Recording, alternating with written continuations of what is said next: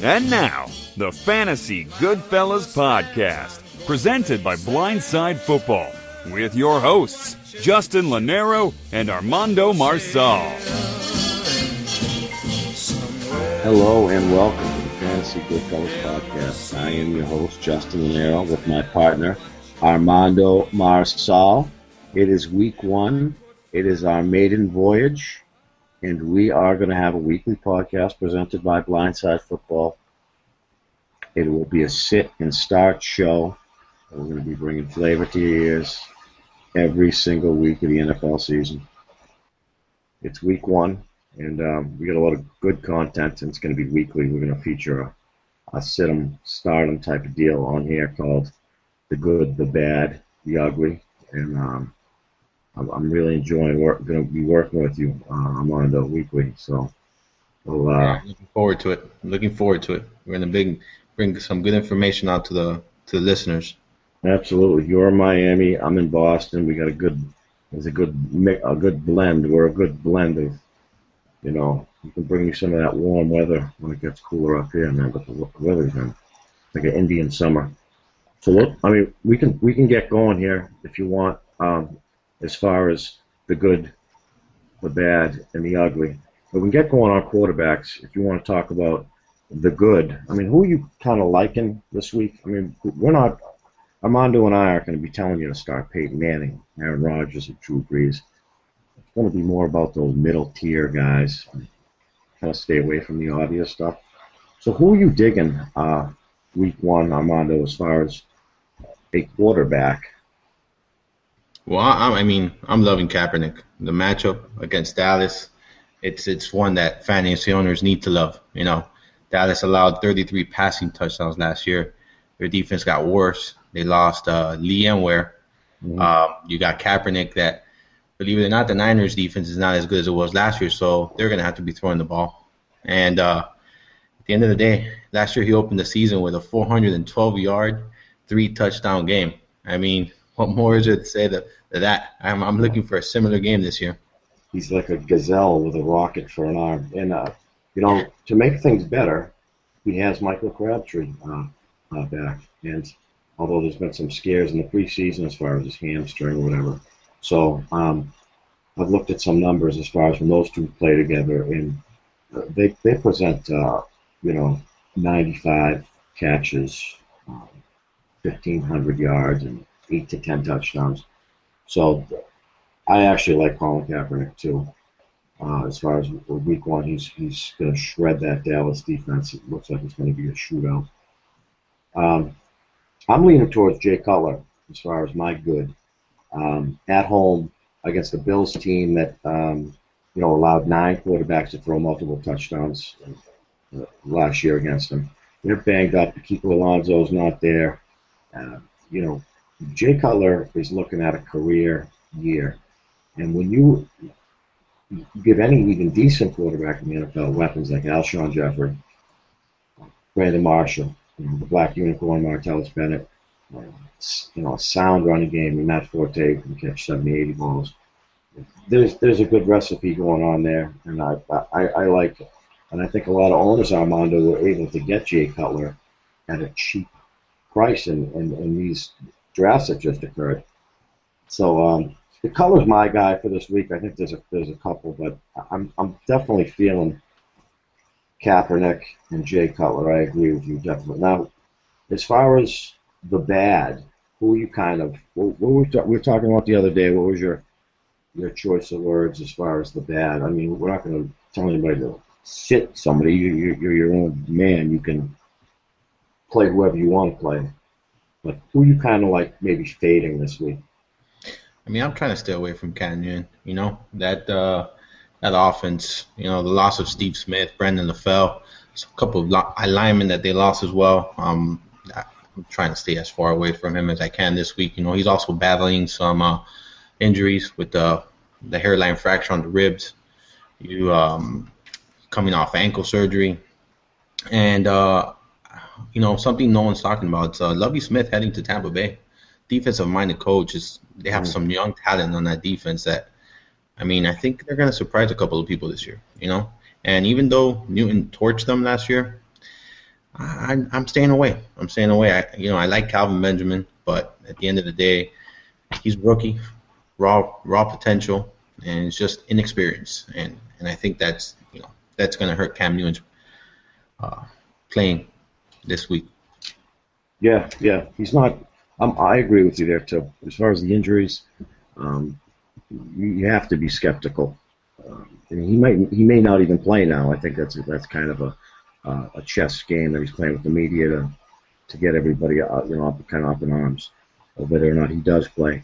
But I agree. Going to Tampa, they're going to be gun ho. And as much as I do like the fact that Kelvin Benjamin's there, he's definitely a guy you're going to have to wait. And as far as Cam Newton, I'm talking about, to see if he is healthy.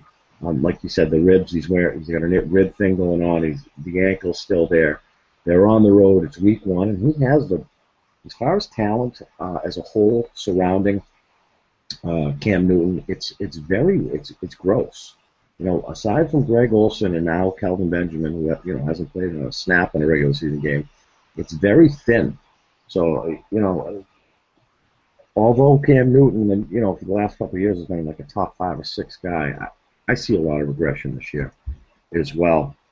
So I agree with you definitely in that regard, Armando. And for me, I'm going to go ahead and Ben Roethlisberger. And Ben Roethlisberger, Armando, I've talked about him a ton this year. I like him. I like his cast of wide receivers. I like the running game there, and I think he's a guy, again, you could get late. This week, I'm not particularly high on. Joe Hayden's going to be blanketing Antonio Brown there. And I can see it being, maybe like a 2017 type of football game. The Browns have a pretty good front seven. And this is not, I'm not knocking Ben. He's just kind of a guy that I'm putting in the back burner. He will not be a top 12 option. And obviously most leagues are 12 teams. I can see him being on the outside of, 13, 14, 15. But I do like him going further into the season. I do like Ben Roethlisberger. Yeah, so I agree with you there. I mean, talking about underrated defenses, that's the Browns are surely one of them. And their linebackers trimmed up this offseason, got some speed. So they're dull on offense. They're dull on offense, but they do have a defense that you're not going to want to overlook. And even though the game's in Pittsburgh, I can see it being kind of a slugfest. And it's not really a sexy pick for Ben because Joe Hayden is going to be all over on Antonio Brown. So yeah, I agree. Now, from an ugly standpoint, we're gonna do the good, the bad, and the ugly. Let me reiterate that. The ugly is going to be even worse than the sit. Who's ugly to you this week as far as a quarterback? I mean, Eli Manning is the first guy that comes to mind when we talk about that. Talking about someone who's coming off a terrible season and he just doesn't look any better this preseason. I mean, bad O-line, new playbook, just that offense looks way out of sync. So I was staying far away from Cam Newton. I'm staying even further away from Eli Manning. Yeah. How about yourself? Yeah, I agree. As far as Manning, I do like Victor Cruz this year. But Ben McAdoo came from Green Bay over there, so you're going to see, Victor Cruz is going to be in the Randall Cobb role. You and I chatted about that earlier today. Manning he's gross, and it's sad. This is a guy that's won two Super Bowl rings. It could be a shootout for all we know. That's the NFL. That's the beauty of the NFL. Going to Detroit could be a lot of points. Maybe in the dailies you could take a couple of flyer on Eli Manning. He's definitely gross, and his numbers suggested that last year. I don't know that it could get any worse for Eli Manning, but like you said, it kind of it just doesn't look pretty, It doesn't look pretty at all for that offense. It went into the preseason too, so it kind of trickled, from the regular season last year to the preseason this year. So now, let's move. We can move right along now. If you want to get into running backs, we'll talk about some positive things. As far as good? Who's your good guy this week for running back? I'm going to keep it in the San Francisco offense. I'm going with Frank Gore, one of the most consistent backs we've seen in the over the last years. Mm-hmm. I actually looked up a number, and it's pretty impressive. Any year he's gotten over 203 carries. He's rushed for over 1,000 yards. You know, and I mean the Dallas defense, like mentioned before, is terrible. They allowed 128.5 yards a game last year to on the ground, 17 rushing touchdowns. And I mean, we're always expecting Frank Gore's year to be the last year, and Yeah. and I do think Carlos Hyde is going to play a big role in the offense at Yeah. some point this season, but just not week one. And, I believe in Frank Gore this week, and I mean, I'm all for that San Francisco 49ers offense. I mean, what's not to love against that kind of defense? I completely agree with you. And I think I'm also intrigued by Carlos Hyde. I think they drafted him in the second round. I think it was the second round to kind of step in and be that aggressive back that Frank Gore has been his whole career. And like you said, we're always waiting for something to happen to Frank Gore, and it never seems to happen. He's seemingly ageless, Frank Gore. He's 16 games. He's steady. His numbers will be fantastic. I have done some reading, and it does look like Hyde is going to get the ball, whether it's to keep Frank Gore fresh or it's going to be one of these mix and match. But Hyde is definitely a guy to watch, and I think, like you said, that you want a piece of the San Francisco offense this week in Dallas. I'm leaning towards Shane Vereen myself in Miami. There's a couple guys. I also like Pierre Thomas on the road in Atlanta, but especially from a PPR standpoint, I like Shane Vereen. He's the versatile guy. I'm obviously in Boston, so you see a lot of what's going on here, just like you do with the Dolphins down in Miami, Armando. So you got the lowdown there. Yeah. Shane Vereen is, when I tell you he's 80 to 90 catches this year, this is not just, and I'm not even that big of a Patriots fan, to be honest with you, so I'm not going to blow smoke and, all of a sudden, but Shane Vereen is that versatile back. He's a beast. And with the Stephen Ridley is on a shorter and shorter leash with the fumbling issues. There's no question he's the best guy in between tackles. But when they drafted James White, I get it. Shane Vereen is the running back you want to own here in New England. I love him down in Miami week one. I think he's pretty much in my lineups. Shane Vereen is going to be plugged in just about every week because he's going to be good for 5 or 6, probably more catches every single week. So Vereen's the guy for me this week. Absolutely. And as far as the bad, well, there are a couple guys. I'm not crazy about Bernard Pierce, and I've seen some people call him a sleeper week one. He's obviously going to get the bulk of the carries because Ray Rice is suspended. But Geno Atkins is back with Cincinnati. They clog up the middle there, and I just can't see Bernard Pierce having a great day.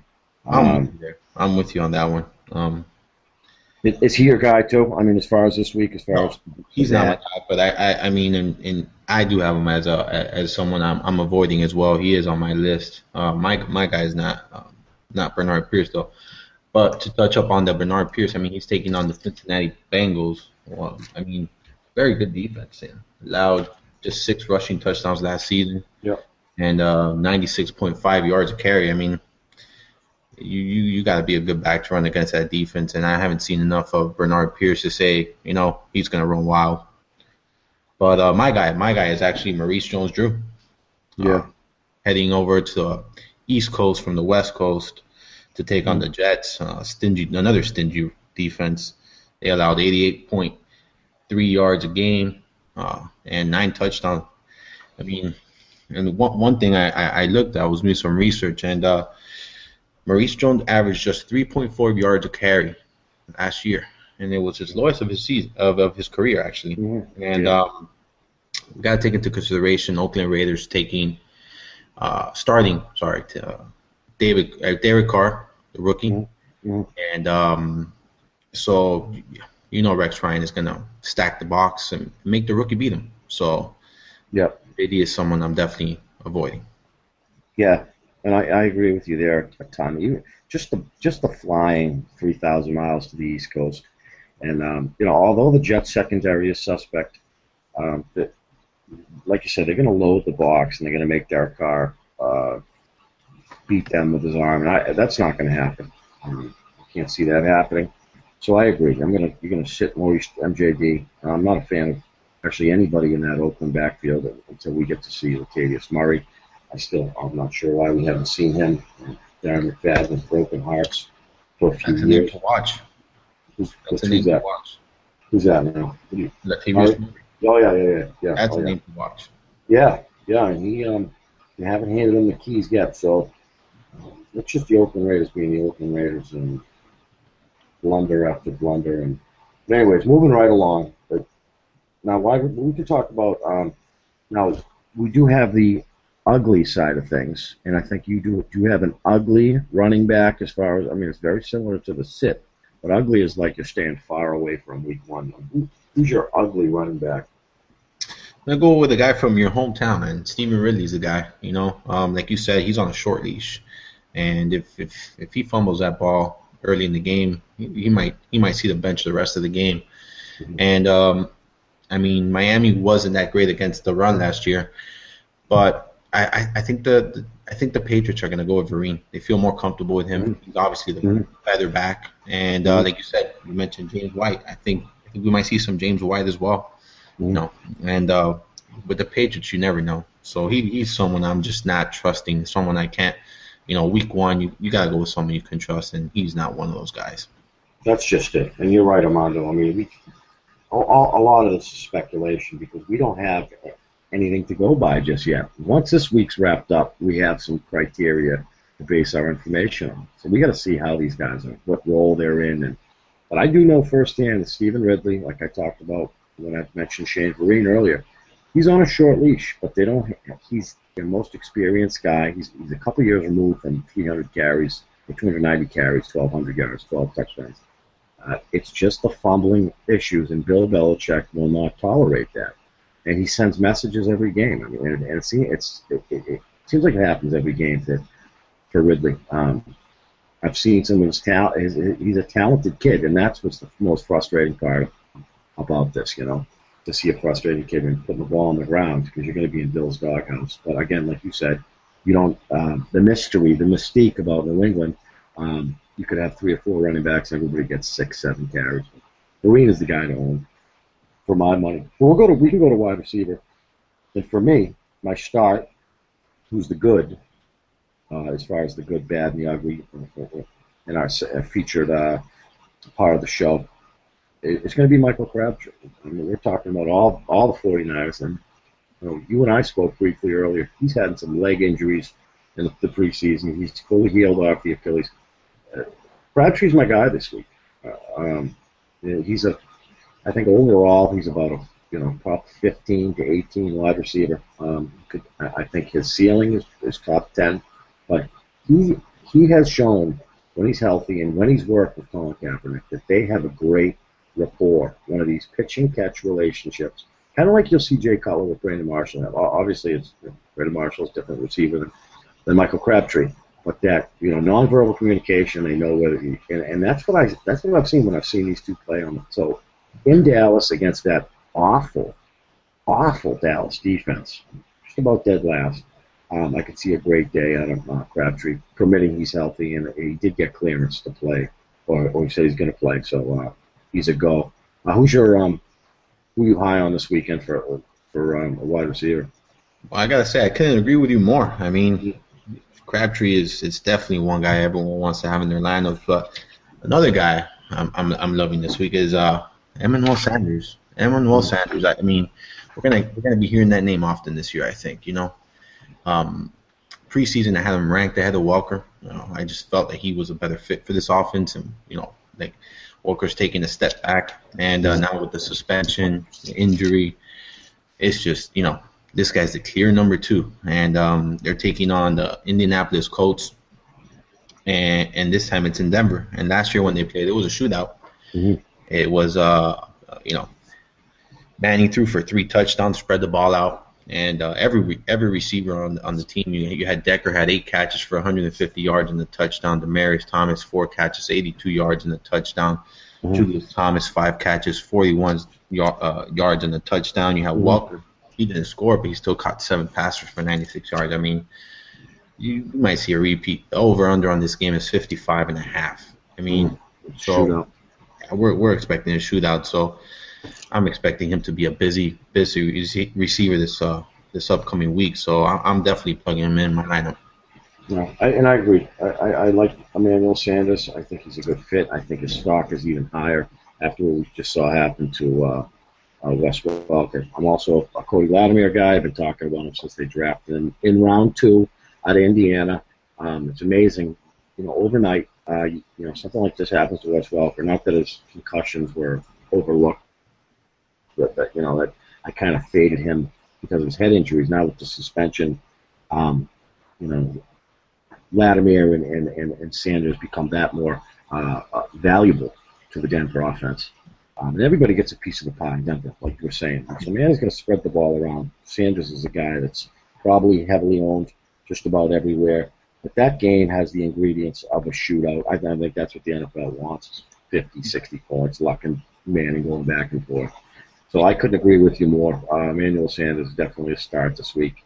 And I mean, and Lattimore is definitely someone that, is going to be coming off waivers, I think, Yep. I love him. Like you said, they didn't draft him in this year's draft for no reason.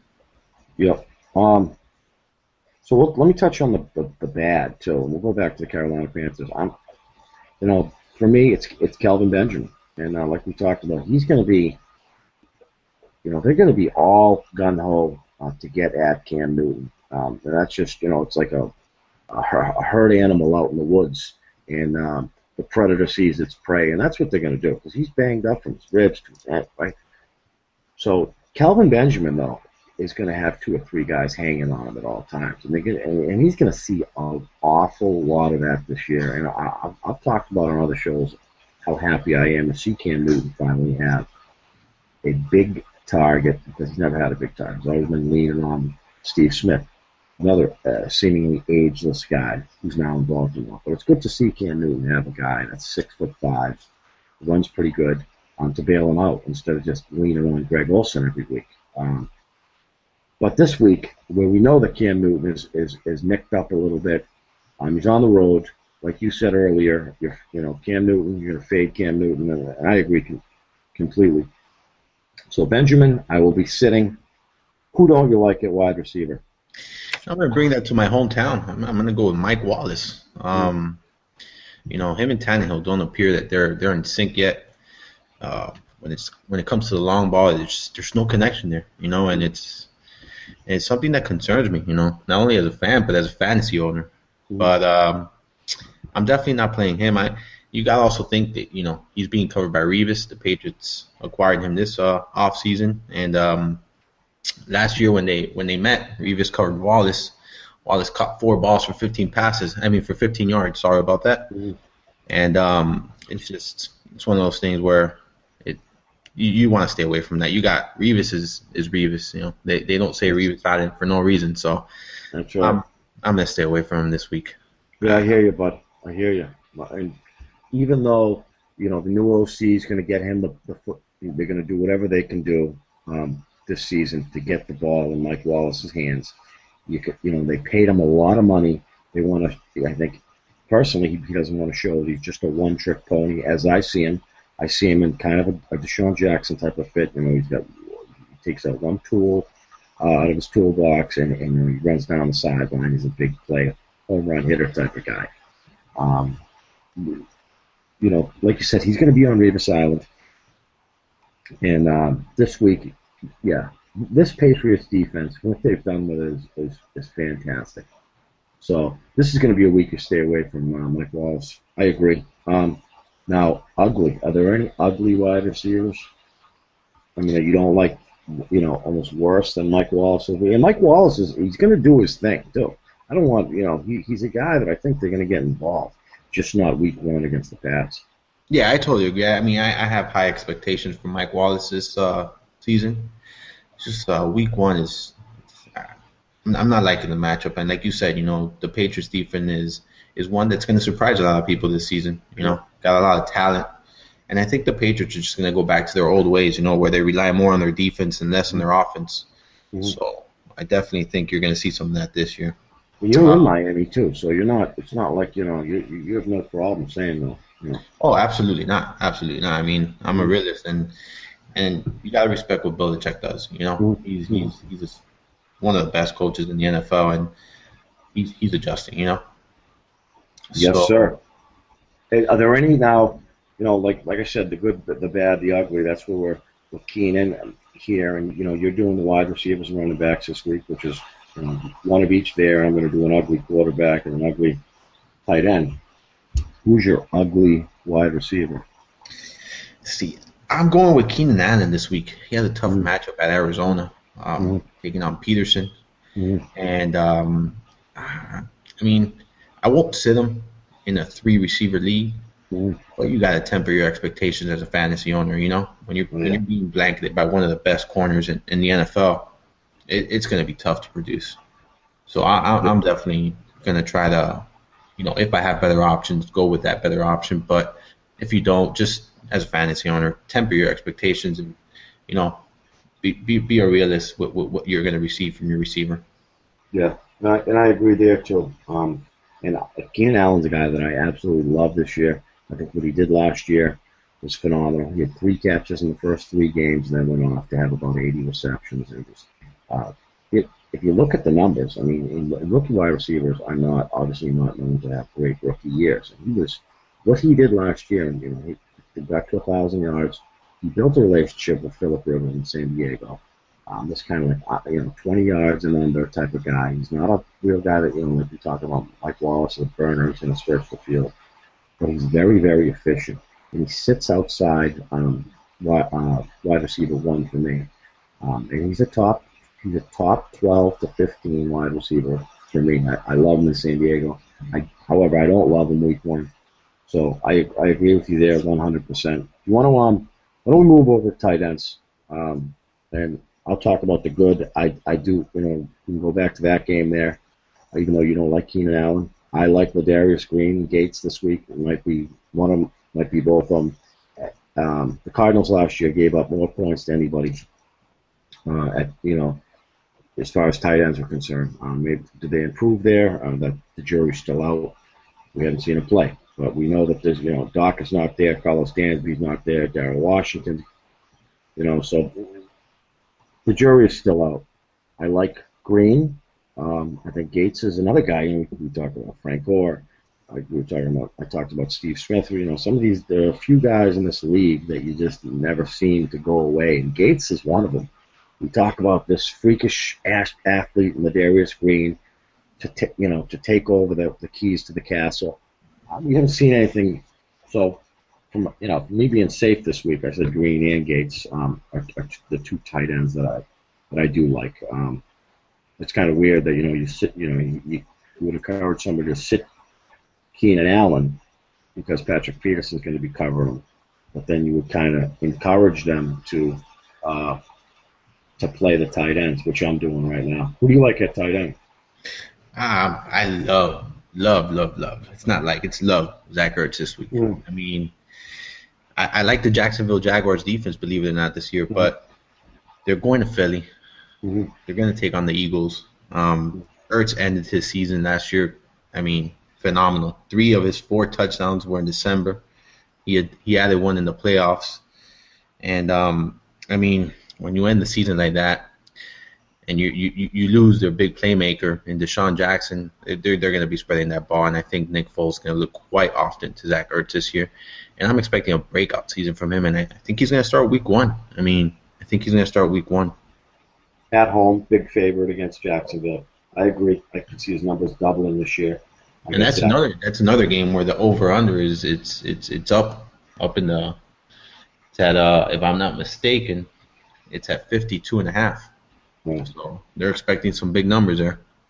We are Armando and I are presented by Blindside Football. We're going to be doing this weekly. For those of you that are going to listen to this, and I would encourage you to listen to it. We've got Marcus Kakin over there.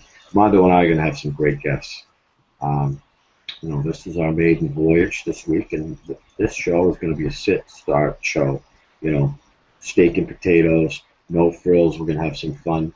We're not going to be sitting here telling you to start Peyton Manning and you know, in Drew Brees. This is going to be, and week 1 is going to be our guideline for the weeks to come.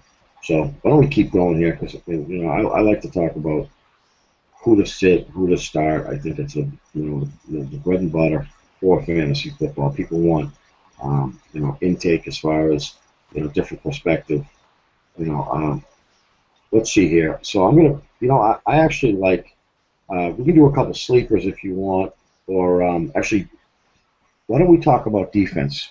Who do you like at defense this week? If there was one defense, that you like, who would you start? This could be daily or just in general. Who's the defense that you like, that you're in love with? I'm going with the Steelers. I actually like the Steelers a lot this season. I think defensively they're a much better team than they were last year. And they're taking on the Browns at home. Brian Hoyer's a quarterback. He had a couple good games last year, but still improving. And he looked terrible in the preseason. So more receivers. They're gonna blanket Jordan Cameron. Yep. And gonna force the ball outside. And there's just no one out there that could catch it. So I definitely think, like you said, it's gonna be a low-scoring game. It's gonna be a fight, and I'm predicting 17-10 game. Yeah, sounds right. So I'm gonna go with the Steelers. Yeah, that sounds right. I agree. Brian Hoyer's averaged under, last year he averaged under 6 yards per attempt. That was something like 34th or 35th in the NFL. They're blah. It's amazing. You take Josh Gordon out of that lineup, who was, I saw some of these guys, Dave Richards' rankings, the CBS guys' rankings in April, and Josh Gordon was up there with Calvin Johnson and Dez Bryant. He was interchangeable 1 and 2. You take him out of the lineup, and it's just gross, like you said. You have Hawkins and older Miles Austin. What they're going to do is they're going to force feed the ball to Jordan Cameron. The Steelers are going to sniff that out. They see him twice a year. They got him figured out. They looked at him early and often last year, and he still, even though the targets were there, the production didn't match up. So I agree. As far as the Steelers, I like that play too. Who are you leaning? I'm encouraging people to start the Jets. I know I would, and for a couple of reasons. The Raiders are the Raiders. They're 3,000 miles. They're going to be groggy. You got a rookie quarterback, who I do like, by the way. I do like Derek Carr.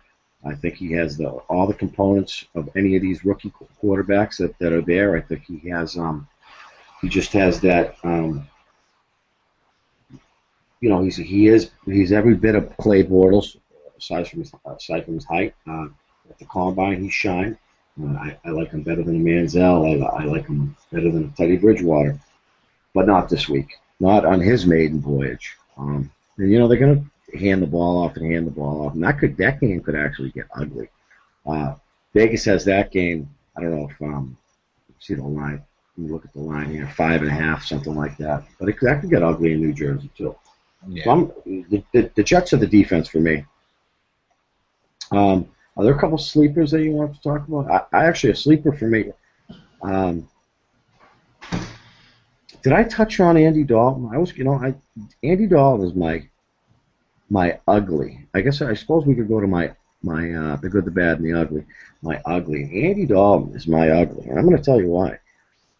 He had multiple touchdowns in two of the 6 starts versus Baltimore. 5 TDs and 8 picks in the last 5 meetings. It just doesn't work. This game is in Baltimore. They switched offensive coordinators in Cincinnati, so they're not going to be chucking the ball around. They're going to be feeding the ball to Jeremy Hill, Gio Bernard, which is interesting to me. Andy Dalton finished right at 5 or 6 last year in fantasy points. I don't see that happening this year, and I think he's a gross matchup this week. I think a lot of people went out and overdrafted him this year. He is ugly for me. Now, do you have any more ugly picks? Or did you touch on them as far as wide receiver and wide receiver and tight end this week? No, wide receiver and running back you did. Yeah, I did. The ugly, I touched up on one guy, I'm a little concerned about this week is tight end Heath Miller. Mm. You know, for what we spoke about earlier, you got a good set of a front seven. Linebackers going to be hovering over him, and there's a reason why you're trying to bench Big Ben this week, and like it's just going to be a low scoring game, I feel. Yeah. And Yeah. he didn't do so well last season against the Browns. He only caught 7 passes for 58 yards in 2 games and no touchdowns. So I think the only thing they'll save Miller this week is a touchdown, and it's just going to be an ugly battle. So Yeah. I'm A saying, game fought in the trenches, an old school AFC North type of, run the football, play good defense, relatively low scoring. I agree. Why don't we talk about a couple of sleepers? Because I hate to be, for me this week, it's going to be Travis Kelce as a tight end in Kansas City. He, without Dwayne Bowe, he's going to be Alex Smith's primary target. And I'm not an Alex Smith advocate by any means, but I do like this kid, Travis Kelce. I think he has pretty good speed. He obviously has the size, and he's going to be Alex Smith's safety blanket in the middle of the field. It's amazing how deep tight end is this year. Travis Kelce is he's not Jimmy Graham, but with Dwayne Bowe out, and there's not a lot of mouths to feed in Kansas City besides Jamal Charles, who is going to get the ball 20, 25 times at least. I do like Travis Kelce. And let me dive right into and for a sleeper at quarterback, I'm digging Carson Palmer. The Chargers gave up the 9th most points last year in the air. They're at home. Palmer is. You see some of these writers talk about Carson Palmer this year. He can throw for 5,000 yards. The weapons are in Arizona. Michael Floyd is going to come into his own. Larry Fitzgerald is another guy that ages like fine wine. Andre Ellington's going to get the ball 25, 30 times. The pieces that are in play on the Arizona offense side of things, we've been, we kind of talked about how their defense, as far as covering tight ends, was poor. And, Patrick Peterson, what we touched on, blanketing Keenan Allen. Who do you have for sleepers, Armando? now that you're talking about fine wine, I'm going to go with Fred Jackson. He's another one that ages well. Buffalo Bills seem to trust him more than any other back they have in that team. So Fred X, and he's my age. He's actually older than me, but 34 years old. Yeah, exactly. Yeah, he's one of the only oldest older NFL players than I am actually. You gotta love it. Makes you feel youthful. Makes me feel young again, huh? But I mean, look at the matchup once again, and he's taking on the Bears, which are actually the worst defense last year against the run, and they lost Julius Peppers, and I mean, there's a lot of talk that their defense has improved, but I want to see it first, and so I'm gonna go ahead and flex option and deep league, and you're looking for someone that might get in the end zone, might have a good decent game. You're looking at Fred Jackson, and with that I'll jump to the receiver, and my receiver is someone that fell off everyone's radar this year as soon as he went to a new team, and that's Eric Decker. Talked about how bad the Oakland, offense is, and their defense isn't much better. And like you said, they're traveling to the East Coast from the West Coast, and Geno Smith didn't look that bad this preseason. So I definitely think PPR league Decker's going to get his catches, might find the end zone. So I like him this week.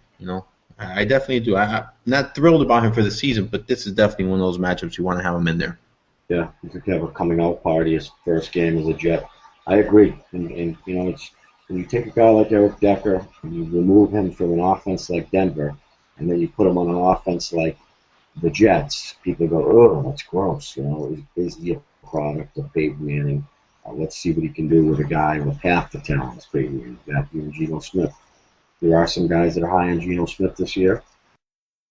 The primary receiver for Geno Smith. He's got the size. He's 6'3". He's a veteran. If Geno Smith can do his job as far as getting the football out of his hands, Decker could have a pretty nice year, and he could. And like I said, his coming out party, who better of a matchup to have week one than the Oakland Raiders? So, yeah, I think we touched on just about all of our guys today. As far as the ugly, I hate to bounce around. I was going to fade Charles Clay at tight end. I was not crazy about him, and for a number of reasons. He's a top 12, top 13 tight end for a lot of teams. But the Patriots are going to take him out of the equation this week, kind of like Mike Wallace with Darrelle Reeves. What's going to happen is Jamie Collins, Dante Hightower, and Jared, Jarmayo are they going to watch Clay, and they're going to take him out of the game, and that's just the way things are going to go. They'll be glued in on him. The Patriots only allowed 6 touchdowns to tight ends last year, so Bill will do his thing. He's probably going to have, like I said, Mike Wallace will be on Reader's Island, and he'll be shadowing Wallace the whole game. I could see a Brian Hartline kind of doing his thing, most likely. And something else, Armando? I'm hearing good things about this Jarvis Landry that they drafted. What do you know about him? Do you know much about him? I know he came from LSU, and I know I was happy that they had drafted him. I'm not gonna lie to you. Yeah. He has some phenomenal hands. Yeah. Work in progress. He'll be a work in progress. Oh, yeah. It may be working out of the slot. Yeah, I think you hit it. You hit it in the bullseye. I think this week, Hartline and Landry are the guys to watch in that game. I'm staying away from Clay and Wallace. I agree with you there. New England was really, really good against tight ends last season, and I think they're going to continue covering them well. Very good. And so, why don't we talk about a little bit, what you're doing. You do have your own website. Now obviously you're my partner with Blindside. We're going to be doing this weekly. Why don't you tell the people, the name of your website, what you got going on, Okay. Well, I write for my website, thefootballgurus.com. Mm-hmm. Been writing there since 2009. And I'm also contributing to Fake Teams, and I'm also writing for DraftKings now. Give me some advice on start sits for weeklies, for daily leagues, and so I'm excited. And now with this podcast, I couldn't be happier. Found a great partner, and looking forward to providing great advice to our listeners. Yeah, I agree, and I think for me, and it's always been this way as far as fantasy football is concerned. Sit and start is a huge thing to get people's ideas on who to play each week. I mean, it's a huge, it's just different perspective. I don't necessarily listen to everybody, but I hear it, and there must be a reason why they're saying sit this guy, don't sit this guy. Look at what he did last time they played. And week one is, like I've said to you a couple times today, it's a guideline for the upcoming weeks to go. I mean, we can talk about what happened last year. Fact of the matter is, it's a new season going forward, and week one is going to be, like I said, our guideline for the upcoming season. So I'm looking forward to working with you. And I've been podcasting since April, and it's well, I find myself talking about some of the same guys over and over and over and over and over. Now we're here, the season's here, and we can put some of our thoughts into, hopefully they come true with some of the hypotheses we make, the Jay Cutlers of the world, and the Big Bens and the Zach Ertz. But we don't know anything until we see it. So I'm looking forward to working with you, and we got a lot of good things to come. We're going to have some fantastic guests on. Is there anything that you want to talk about tonight? As far as, did we touch on all of our we could go on and on. We're trying to keep it short. Yeah, sweet. I don't want to bore our listeners, but I do want to wish them luck and thank you for listening, and thank you for giving us their time. No doubt. And your Twitter handle, Armando. What's your Twitter handle now? It's at Armando _ FB Guru. Yep. And that's at ARMANDO _ FBGURU. All right. I am at Lonero _ Justin. You can follow us both if you're listening, you probably do follow us both. We appreciate it. And also give Blindside Football, a follow. Without them, we wouldn't be doing this right now. Marcus Katkin's a great guy. And we'll catch everybody next week. Thanks a lot.